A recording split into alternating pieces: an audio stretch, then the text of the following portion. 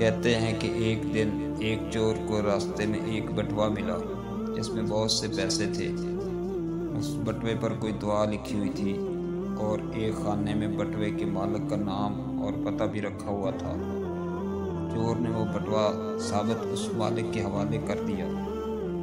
اس شخص نے چور سے پوچھا کہ تم آرام سے یہ پیسے رکھ سکتے تھے، واپس کیسے کر دیے؟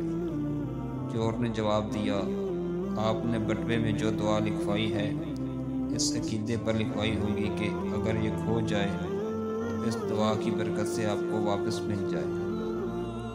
میں چور ضرور ہوں لیکن صرف مال و دولت کا، کسی کا عقیدہ چوری نہیں کر سکتا۔